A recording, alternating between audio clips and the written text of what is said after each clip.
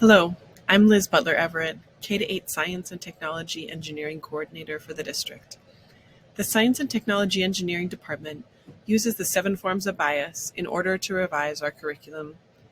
In these slides, I'll describe bias number 7, linguistic bias. It's important to examine both the language that is used in curriculum resources and privileged in classroom discourse. Some examples of linguistic bias are more obvious, such as the use of gendered language to describe careers. Others are more subtle, the way we describe marginalized or non-dominant groups with less positive or valued language. Linguistic bias also includes the kind of language we privilege in the classroom. Are students able to express their own understanding in their own words and dialects? What language is accepted as correct? As we review our curriculum, instruction, and assessment, we want to keep these questions in mind. Can we identify subtle or blatant forms of linguistic bias? Who is defining the language that is used? We need to be prepared to modify the curriculum and our instruction to address these forms of linguistic bias.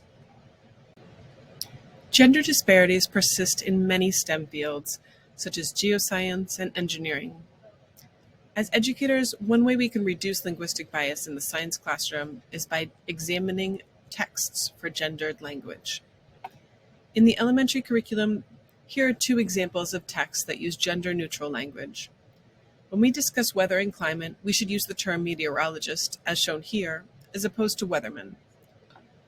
While the word engineer is ungendered, in lower elementary grades, we sometimes talk about construction and engineering. In this text, the term workers is used.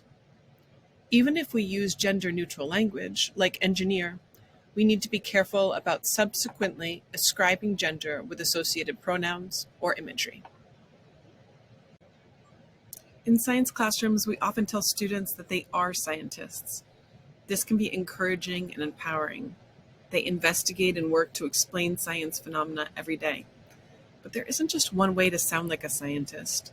If they are scientists, they can also explain science concepts in their own language.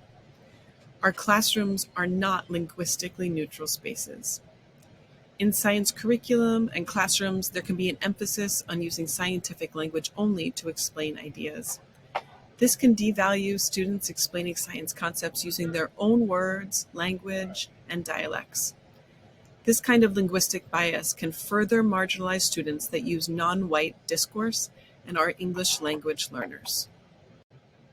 The revised Massachusetts Science and Technology Engineering Framework encourages students to explain scientific phenomena through observation and investigation. There's less of an emphasis on fact and vocabulary memorization and more of an emphasis on conceptual understanding. In a new 2nd grade science unit, students first have the opportunity to explore the ways that wind and water can change land. They describe what happens in their investigations in their own language. For example, wind and water move the sand. Only after they build conceptual understanding is the scientific vocabulary of erosion introduced. This allows greater access for all students, and it reduces the opportunity for our own linguistic bias to influence how we assess student understanding. As you use various materials and resources in your classroom, consider these questions. Does the language of this text, slide, or student worksheet reinforce linguistic bias around gender, race, or other marginalized groups?